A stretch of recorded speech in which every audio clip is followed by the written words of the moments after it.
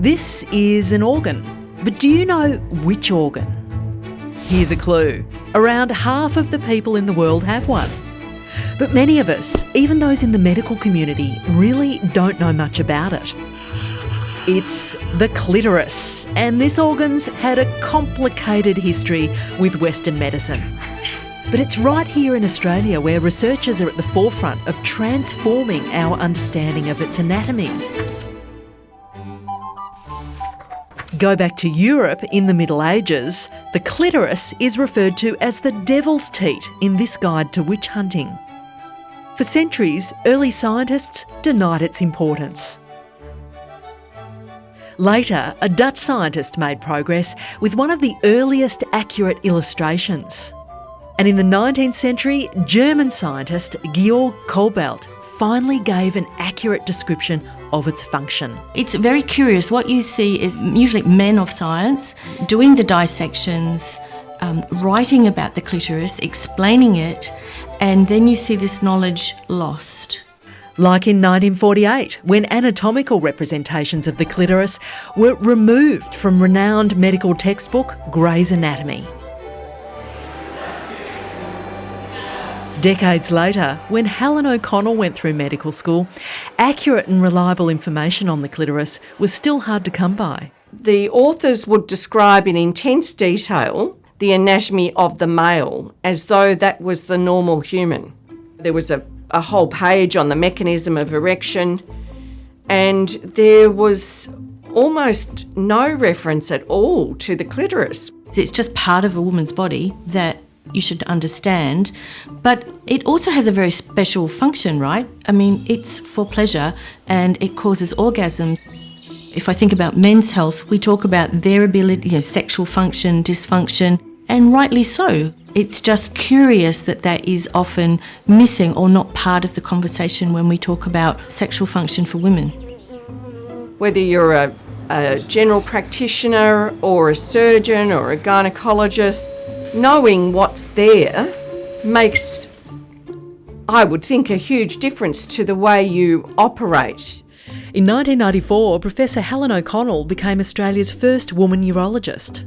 As a young urological surgeon in the making, we spent a fair bit of time doing what we could to preserve male sexual function. And then I did a literature review to see whether anyone had looked at the equivalent nerves in women, and I couldn't see anything.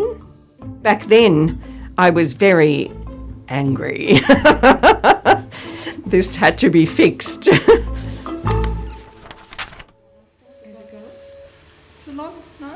In 1998, Professor O'Connell led the world's first comprehensive anatomical study of the clitoris.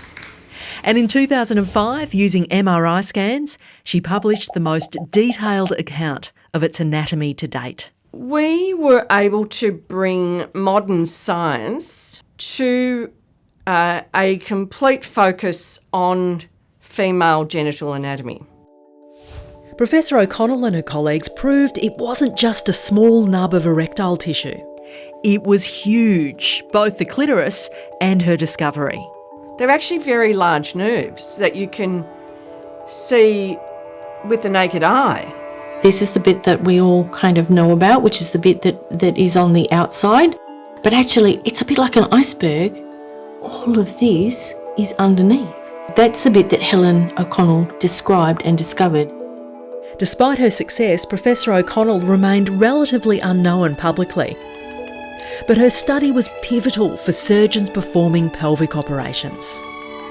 And a new chapter began for sex researchers and educators across the world.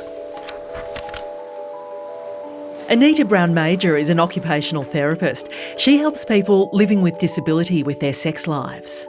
It's really hard to see these buttons, and it's really hard to turn them on and turn them off. So particularly if we're working with someone who has got hand problems, then that's a real issue.